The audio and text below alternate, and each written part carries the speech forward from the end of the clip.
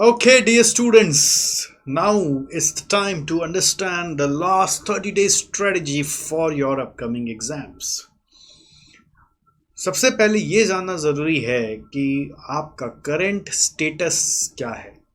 उसके बाद ही देखना पड़ेगा कि आगे कौन सी स्ट्रेटजी लगेगी। Before using this 30 day strategy which I will share with you, आपको सबसे पहले ये जानना है कि अभी तक आपका क्या क्या हो चुका है।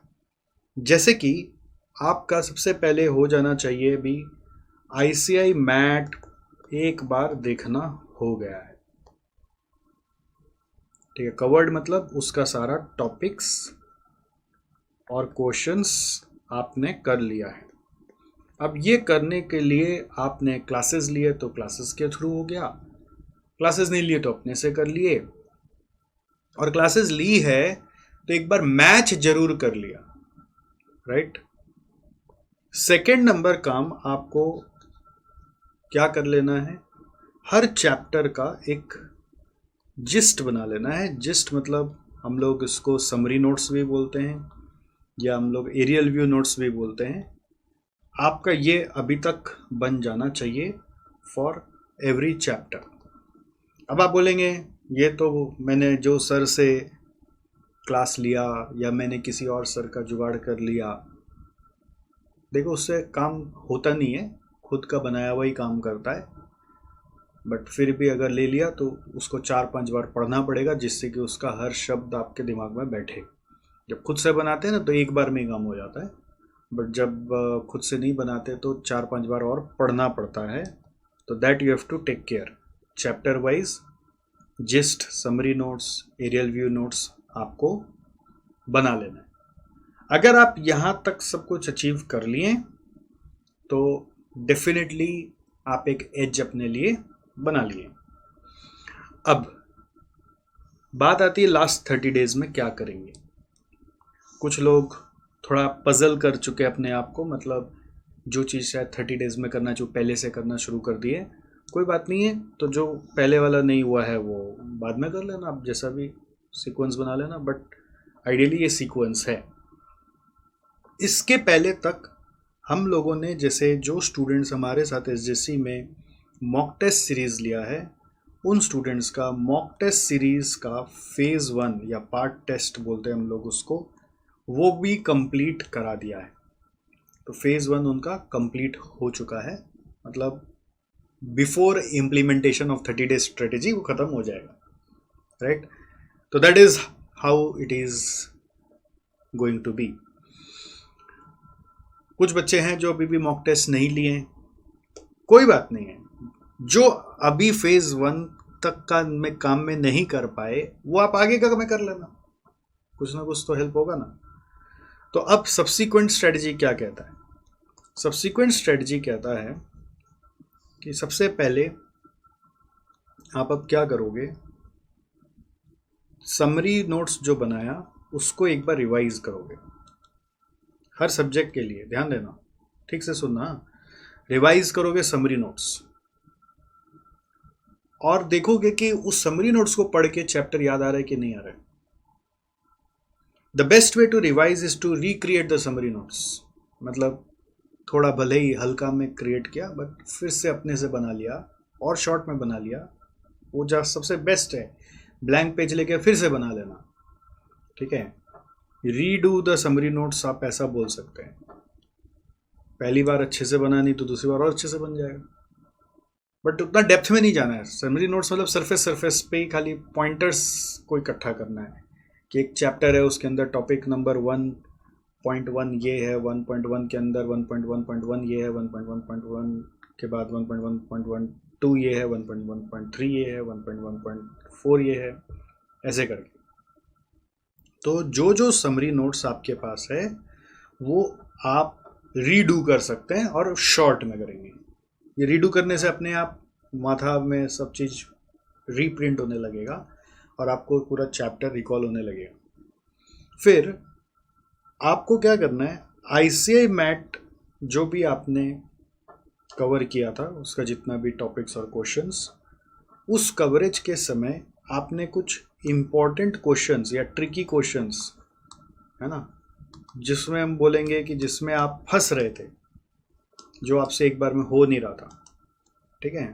ट्रिकी क्वेश्चंस का ट्रिक को देखना है, ट्रिक्स को रिवाइज करना है। क्या करना है? इंपॉर्टेंट क्वेश्चंस का ये मतलब ट्रिकी क्वेश्चन जो आपसे हो नहीं रहा था उसका ट्रिक को रिवाइज करना। अभी इंपॉर्टेंट क्वेश्चन कौन सा है?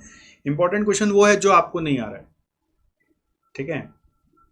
हाँ, सर ने कुछ बोला कि ये काट दो पीट दो, वो अलग चीज़ है, बट ऐसे कोई उड़ता हुआ एबीसी एनालिसिस लेके करोगे ना, बुरी तरीके से फंस जाओगे।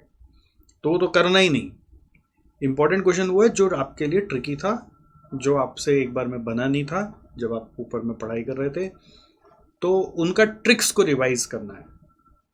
अगर आपने मॉक टेस्ट फेज 1 दिया है तो मॉक टेस्ट सीरीज फेज 1 में जो जो क्वेश्चंस आपसे नहीं हुआ था, है ना, वो क्वेश्चन को फिर से ट्राई करना है, क्वेश्चंस टू बी ट्राइड। अपना मिस्टेक्स को रिव्यू करना है। अगर कोई मिस्टेक आपको मिल गया जो आपने किया था, उसको रिव्यू करना है, इंश्योर करना है कि आने वाले समय में वो मिस्टेक्स ना हो।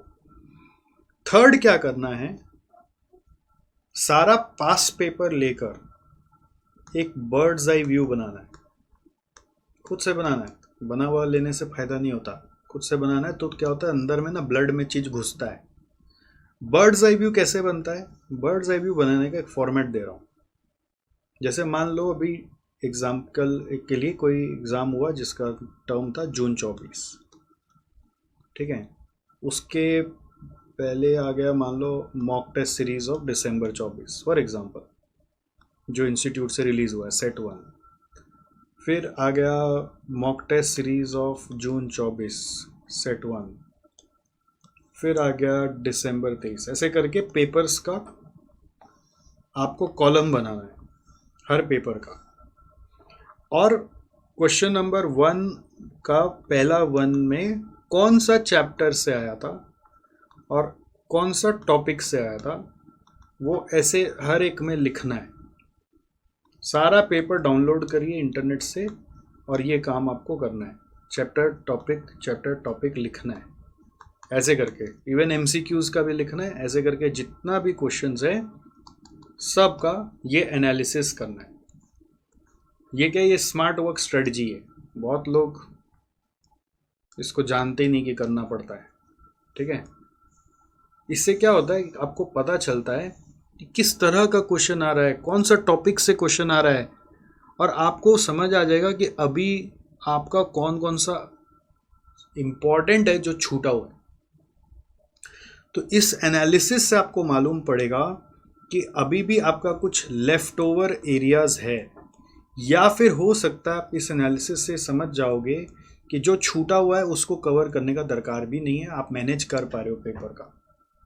पेपर का 100 मार्क्स स्टिल मैनेजेबल है अगर आप वो चीज़ छोड़ दोगे तो आपको लेफ्ट ओवर एरिया समझ में आएगा, इंपॉर्टेंस ऑफ लेफ्ट ओवर समझ में आएगा कि अभी जो चीज़ मेरे को याद नहीं है या मेरा ठीक से नहीं किया हुआ है उसका इंपॉर्टेंस भी है कि नहीं है।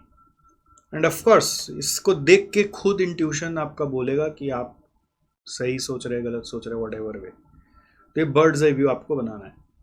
फोर्थ काम आपको क्या करना है, ये जितना बर्ड्स आई व्यू में पेपर डाला, ठीक है, उसमें सारा पेपर को सॉल्व करना है। All paper to be solved. उसमें एक अभी रिक्वेस्ट करूंगा कि एमसीक्यू बाद में करना है। एमसीक्यू को छोड़ के बाकी सब कर लो।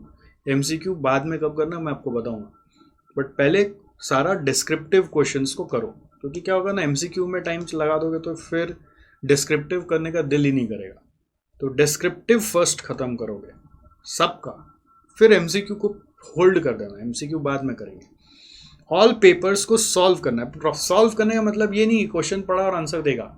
लड़के लोग क्या कर रहे हैं, आंसर पढ़ रहे उससे क्वेश्चन समझ रहे हैं, ऐसा नहीं करना है। क्वेश्चन पढ़ के रफ पेपर लेकर, आप लोग को पहले भी बताया try on paper rule, paper में सॉल्व कर करके देखना है। दैट इज हाउ इट इज सपोज टू बी।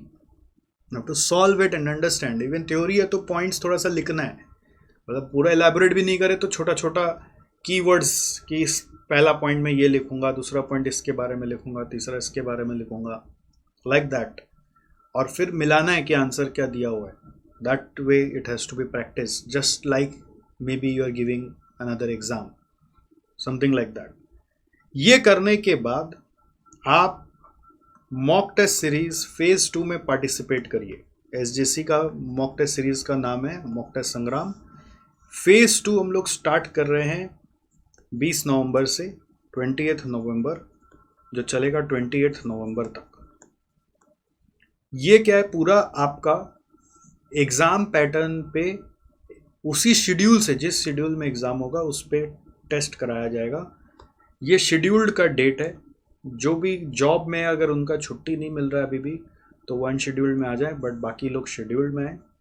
इसका टाइमिंग और रूटीन पूरा एग्ज़ाम से मैच्ड है। खाली बस बीच में एक संडे को हम छुट्टी देते हैं। नॉर्मली मेन एग्ज़ाम तो वो भी नहीं देता है। लगातार एग्ज़ाम होगा, वही एग्ज़ाम का मेन रूटीन में। इससे क्या होगा, आपको पता चलेगा कि आप एक दिन में रिवाइज कर पा रहे हो कि नहीं कर पा रहे हो। 1 डे बिफोर रिवीजन कैसे करना है। मान लीजिए आपका अगर दोनों ग्रुप का एग्ज़ाम है, तो कितना कम समय मिलेगा आपको एग्ज़ाम के दिन, समझ लीजिए। तो उस समय में आप रिवाइज कितना कर पा रहे हो, उसका रिहर्सल यहाँ पे होगा। अगर आपका एक ग्रुप का एग्ज़ाम है तो भी एक दिन एग्ज़ाम, एक दिन छुट्टी, एक दिन एग्ज़ाम, एक दिन छुट्टी चलेगा। तो उस एक दिन का पीरियड में आप रिवाइज कर पा रहे हो कि नहीं कर पा रहे हो, उसका ट्रायल ही नहीं लोगे तो डे बिफोर में कोलैप्स हो जाएगा। पूरा सब कुछ पढ़ा हुआ इतना दिन से अचानक से देखेंगे कि उस दिन कुछ पढ़ा ही नहीं जा रहा, और उस दिन पढ़ा नहीं जा रहा बोलकर एग्ज़ाम में याद नहीं आ रहा। तो इसके लिए मॉक टेस्ट सीरीज में आना चाहिए आपको फेज़ 2 में, इररिस्पेक्टिव कि आप फेज़ 1 में आए कि नहीं आए। अभी 20 नवंबर को है, तो इसका एडमिशन 20 नवंबर को लेना है ऐसा नहीं सोचना है। इसका admission maximum to maximum by 7th और मे बी 10th नवंबर तक ले ही लेना है। एडमिशन जो लेना है वो आपको बाई 10th नवंबर ही ले लेना है। इससे डिले करोगे ना तो क्या होगा, फिर मेंटल प्रिपरेशन होता नहीं है। हम लोग को भी प्रिपेयर करना पड़ता है आप लोग के लिए। बीच में हो सकता है कुछ सेशन वगैरह भी आपके लिए आएगा, तो वो सब आपको मिलेगा नहीं। फिर आप बस खाली टेस्ट देते रह जाओगे। तो ये मॉक टेस्ट सीरीज़ में जब 3 घंटा बैठना एक आएगा, एक दिन पहले पढ़ना आएगा, मतलब कितना फ़ायदा सोचो कि एक दिन पहले कैसे पढ़ना है उसका रिवाइज हो जाएगा। फिर आपको 3 आवर्स कैसे एक अपने आप को टिका के रखना है, उस 3 आवर्स का राइटिंग प्रैक्टिस हो जाएगा आपका। नॉर्मली आप लोग राइटिंग प्रैक्टिस इतना बोलने के बाद भी नहीं करते हो ढंग से। फिर आपका क्वेश्चन पेपर सिलेक्ट करना आपको आ जाएगा कि क्वेश्चन में कौन सा क्वेश्चन नहीं करना है, वो सिलेक्शन आ जाएगा। फिर आपका पता चलेगा कि आपका सिली मिस्टेक्स अभी भी हो रहा है क्या, क्योंकि आपने राइटिंग प्रैक्टिस ज़्यादा नहीं किया, या किया तो भी सिली मिस्टेक्स होता है। आपका हैंड राइटिंग कैसा जा रहा है एग्ज़ाम हॉल में, क्या चीज़ को सुधारने से हो जाएगा, और ओवरऑल आपका दिमाग एग्ज़ाम हॉल के प्रेशर के कारण चल रहा है कि नहीं, वो एक दिन का रूटीन को फॉलो कर पा रहे हो कि नहीं। तो वहाँ से आपको रिवील होगा, और इसका जब परफॉर्मेंस आपको मिलेगा कॉपी चेक होके, तो आपको दिखेगा कि yes I am good in this things, I am still not good in this things. तो this is you are suppose to do. Of course ये चार्जेबल है, इसमें आप लोग डिस्काउंट करो, बट कोई डिस्काउंट नहीं मिलेगा। जो भी फीस है वही भरना पड़ेगा। अब आपके पास चॉइस है कि आप ये लेके करना चाहते हो, या फिर ये नहीं करके, ये स्किप करके आप आने वाले टर्म के लिए ये सब सिचुएशंस का रिस्क एक बना के चलना चाहते हो, वो आपका चॉइस है। ठीक है, नॉर्मली लोगों को ना टर्म देना सस्ता लगता है, बट मॉक टेस्ट सीरीज लेना महंगा लगता है, वो अलग बात है। खैर, नेक्स्ट 6th नंबर पॉइंट क्या है, आपको एक चीज पहले भी बताया था, वापस बताते। There is a brahmastra strategy which is saying that आपको ये जब पेपर एनालिसिस आप करोगे ना, तो समझ में आएगा कि आपका ना 40% पेपर किधर से आ रहा है। Try to identify top 40% paper कि इस चैप्टर से आता ही आता है। ठीक है, तो अगर आप वो पता लगा लेते हो टॉप 40% कहाँ से आ रहा है, टॉप 40% पेपर कहाँ से आ रहा है, अगर ये पता लगा लेते हो, तो उस चैप्टर्स को मतलब बहुत अच्छे से करना है। चैप्टर्स को अपना स्ट्रॉन्ग पॉइंट बनाना है, अपना स्ट्रेंथ बनाना है, मेक इट एज स्ट्रेंथ, कि उससे कुछ भी आ जाए तो मेरा 40 मार्क का पेपर कहीं नहीं गया हुआ है। कोई चैप्टर अगर स्ट्रेंथ में नहीं रखोगे ना तो क्या होगा, पता चलेगा कि हर चैप्टर थोड़ा थोड़ा आता है और एग्जाम में कोई भी पूरा नहीं बन रहा है। तो स्ट्रॉन्ग चैप्टर्स होना ही चाहिए। अब वो कौन सा स्ट्रॉन्ग होगा वो आपको यहाँ से समझ में आएगा। आप पता चला कोई सा भी स्ट्रॉन्ग बना लिए थे बट उससे एग्जाम में नहीं आता है ना। तो ये देख के समझ में आएगा। सबसे ज़्यादा रिवील होता है टैक्स के पेपर में। आपको लगता है कि ये मेरा स्ट्रॉन्ग पॉइंट है बट पता चलता है उससे एग्जाम में ही नहीं आ रहा है। ठीक है, तो ये टॉप 40% पेपर को अपना स्ट्रॉन्ग पॉइंट बनाना है और उसका हर सवाल आपका प्रैक्टिस किया हुआ होना चाहिए, ऐसा कि आप उसका कोई भी क्वेश्चन देखते हैं आंसर बता पाते हैं फॉर एवरी सब्जेक्ट। नेक्स्ट क्या है, देखिए ज़्यादा समय जो देना है यहाँ पे, वो एक और स्ट्रेटजी है। वो कह रहा है कि ज़्यादा समय देना है क्वेश्चंस पकड़ने में रादर देन खाली कॉन्सेप्ट पढ़ने में। प्रॉब्लम क्या, आप लोग जब पढ़ाई करते रिवीजन करते खाली कॉन्सेप्ट ही कॉन्सेप्ट घुमाते रहते, क्वेश्चन नहीं देखते। तो ये सारा क्वेश्चंस देखने से समझ में आ जाएगा अपने आप कि आपका कॉन्सेप्ट कितना बना हुआ है। और इसके बाद जब मॉक टेस्ट भी देंगे तो और कॉन्सेप्ट क्लियर होगा। तो बेसिकली क्वेश्चन बेस्ड रिवीजन करना है rather than concept based revision. Question पढ़ो, उससे रिवीजन ज़्यादा करो, और कॉन्सेप्ट जो लास्ट में बचा कुचा रह गया जिससे कोई क्वेश्चन कभी आया नहीं उसको देख लो। ऐसा नहीं कि वो नहीं आता है, जो नहीं आया कभी वो कभी नहीं आता, ऐसा मत सोचना, कभी ना कभी आ भी जाता है। तो बचा हुआ समय में कॉन्सेप्ट देख लेंगे बट पहले सारा क्वेश्चंस को कवर करेंगे, ये आपका अल्टीमेट गोल होना चाहिए। तो सीक्वेंस ऑफ पढ़ाई क्या होगा ये भी समझ लो। सीक्वेंस होगा जो पढ़ने का, वो होगा कि पहले आप पेपर जो लास्ट है उसको पढ़ेंगे, फिर पेपर नेक्स्ट को पढ़ेंगे, फिर नेक्स्ट, फिर ऐसे आएंगे। ठीक है, तो इस सीक्वेंस में पढ़ते हुए आएंगे। फिर जब हम लोगों का ये मॉक टेस्ट होगा ना, ये वाला मॉक टेस्ट, ये वापस 1 2 3 4 5 6 7 8 का सीक्वेंस में होगा। तो इस सीक्वेंस में आप अपना अभी पेपर सॉल्विंग करेंगे जो मैंने ऊपर में आपको बताया, और फिर पेपर 1 to 8 आपका। इसके बाद क्या होगा, पेपर 1, पेपर 2, पेपर 3 करके मॉक टेस्ट सीरीज का फेज 2 जाएगा, तो वो आपको देना है। और ये जब ख़त्म हो जाएगा उसके बाद आप नेक्स्ट लेके बैठोगे, फिर वापस MCQs।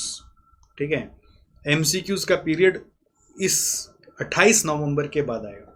28 नवंबर के बाद सिर्फ और MCQs के ऊपर ही समय बिताएंगे, प्लस जो भी समरी नोट्स बनाया उसको फिर से रिवाइज करेंगे, प्लस इनसे जो पेपर सॉल्विंग से जो गलतियां निकली वो ट्रिक्स एंड मिस्टेक्स को रिवाइज करेंगे और MCQ पे खेलेंगे। तो इसके लिए हुआ तो मैं फिर कोई वीडियो बनाऊंगा कि लास्ट 10 डेज़ कैसे यूज़ करना चाहिए, आप उसको उस समय समझिएगा। अभी फ़िलहाल लास्ट 30 डेज़ बोलने का मतलब यही है कि आप अभी से लेकर 28 नवंबर तक का प्लानिंग अपना सजा लीजिए। ठीक है, 20 से 28 चल रहा है, 28 के बाद MCQs करना है, फिर समरी नोट्स, ट्रिक्स और मिस्टेक्स को देखना है, और उसमें क्या सीक्वेंस होगा नहीं होगा वो सब नेक्स्ट वीडियो आएगा तब देख लीजिएगा। अभी बस इतना तक जान के इम्प्लीमेंट करना स्टार्ट करिए। मैंने अपने तरफ से सब कुछ पूरा खोल के आपको बता दिया है। अब मेन चैलेंज है एग्जीक्यूशन। मॉक टेस्ट में आओगे तो एग्जीक्यूशन बाय डिफ़ॉल्ट हो जाएगा, नहीं आओगे तो थोड़ा चैलेंजेस रहेगा, इतना जोर लगा के करो। और नेक्स्ट एक इम्पॉर्टेंट चीज़ है कि कुछ अपडेट्स है वो बता देता हूँ। अपडेट्स ये है कि SJC में mock test series of CA inter Jan 25 चालू हो चुका है, और CME इंटर फाइनल दिसंबर 24 वाला लोग का फेज़ 2 चालू हो रहा है। जैसा कि आपको ऑलरेडी बताया 20 नवंबर से फेज़ 1 ऑलरेडी ख़त्म होने आ रहा है, इस वीक ख़त्म हो जाएगा। अनशेड्यूल्ड वालों लोग का अगला वीक तक का टाइम दिया हो, तब तक ख़त्म हो जाएगा। जून 25 वाले कोई लोग वीडियो देख रहे होंगे तो उनके लिए मॉक टेस्ट सीरीज़ 2 महीना पहले आएगा, यानी कि अप्रैल में आएगा। अप्रैल 25 admission already started I think, आप वेबसाइट पे देख सकते हैं। एडमिशन पहले से लेके रख दो जिससे हम लोग को भी क्लैरिटी रहे, आपको भी क्लैरिटी रहे।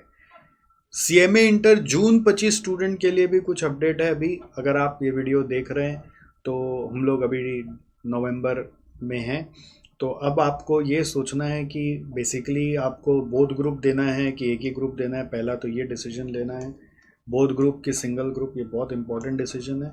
और इसके बाद आपको ये भी सोचना है कि आपको अब बचा हुआ रिमेनिंग क्लासेस जल्दी से जल्दी लेना है, और स्ट्रगल ज़्यादा करने की ज़रूरत नहीं है, एसजीसी में कांटेक्ट करो, वो आपको पूरा हेल्प कर देंगे। इस पर्पज़ के लिए आपको ऑफिशियली अगर अपना प्रिपरेशन का जो स्ट्रक्चर है वो इवेल्युएट कराना है तो प्रिपरेशन असेसमेंट भी आप हमारे यहाँ पे एक लेके अपना पूरा प्रॉपर इवेल्युएशन करा सकते हैं कि आप सही रास्ते पे चल रहे हो कि नहीं चल रहे हो। सीएमए फाइनल जून 25 के जो स्टूडेंट है, आपको एक डेडलाइन दे देता हूँ कि अगर आप बोथ ग्रुप के लिए परीक्षा दे रहे हो तो आपका सारा का सारा सिलेबस 30 नवंबर तक ख़त्म हो जाना चाहिए।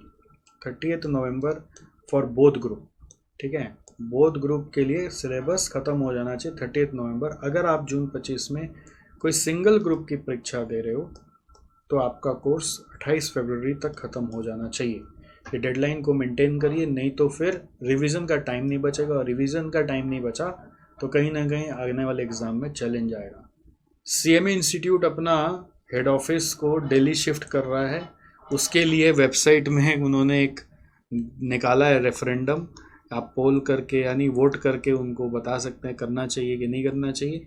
आप लोग तो सोचे होंगे कि मेरे को यहाँ पे वोट ही क्यों करना है, मेरा कोई काम ही नहीं है, मेरे बोलने से थोड़ी ना वो करेंगे या नहीं करेंगे।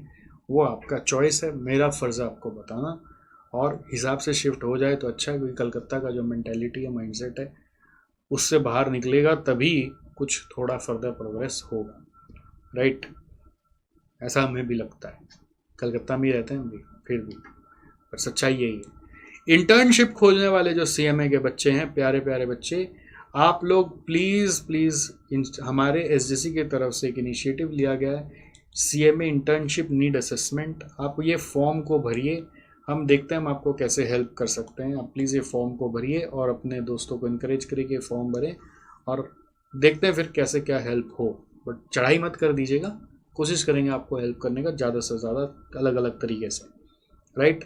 तो ये अपडेट्स हैं, और फिलहाल ये वीडियो को वापस सुन सकते हैं आप, और जल्दी से जल्दी एक्शन लीजिए, है ना। मॉक टेस्ट के बारे में काफ़ी सारी जानकारियाँ आपको देनी थी। एक मैं वीडियो अपने एक प्रिय स्टूडेंट को का दिखाना चाह रहा हूँ जिन्होंने अभी मॉक टेस्ट लिया, और वो मॉक टेस्ट के बारे में क्या कह रहे हैं आप प्लीज़ सुन लीजिए बस, उसके बाद फिर हम ये वीडियो को क्लोज करते हैं। तो पहला तो फायदा ये हुआ कि शेड्यूल बन गया, क्योंकि पहले तो कुछ समझ नहीं आता था कैसे पढ़ाई करें, कौन सा टॉपिक उठाएं, मिक्स रहता था। अब जो शेड्यूल बना हुआ है उस हिसाब से तैयारी हो जाती है। और दूसरा क्या है कि जो एग्जाम में नंबर कम आते थे, फिर मॉक टेस्ट के जो चेक हुआ उससे पता लगा कि सिली मिस्टेक बहुत होती थी मेरे को, और थोड़ा जल्दी रहती थी एग्जाम पूरा करने की, और लास्ट में रिवीजन भी नहीं होता था। वो भी अब थोड़ा पकड़ में आ रही, चीजें समझ आ रही है क्या गड़बड़ होती थी।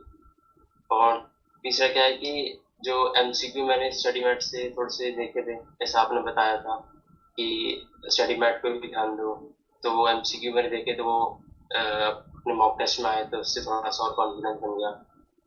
और कुछ नए क्वेश्चंस भी मिले जो मेरे को पहले नहीं मिले थे, तो वो नए क्वेश्चंस भी मिले मेरे को, तो उसका जो क्वेश्चन मैं नहीं अटेम्प्ट कर पाया उसको भी ध्यान दे रहा हूँ।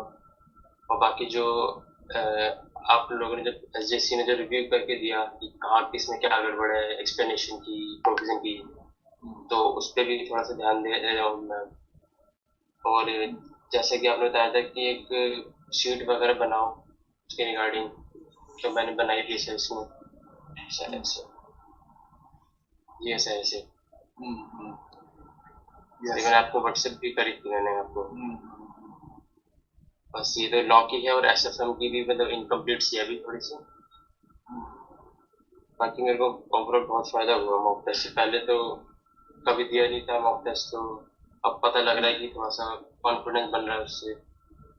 That's sir, very nice, thank you so much. तो और गाइस, सर मैंने कुछ समझ में आया आपको अनमोल जी ने क्या बोला? ये हमारे दिल्ली से स्टूडेंट हैं, तो ये सब जेन्युइन स्टूडेंट अपने से चला के बता रहे हैं, और आपके साथ मैं शेयर किया। तो बात ये है कि अब देरी नहीं करना चाहिए आपको, अब फटाफट एक्शन लेना चाहिए। आशा करता हूँ आपको फ़ायदा होगा, और आप ये सारा चीज़ को फिर से सुन के एग्जीक्यूट करो जल्दी से जल्दी, राइट। चलो, thank you so much, I will see you soon.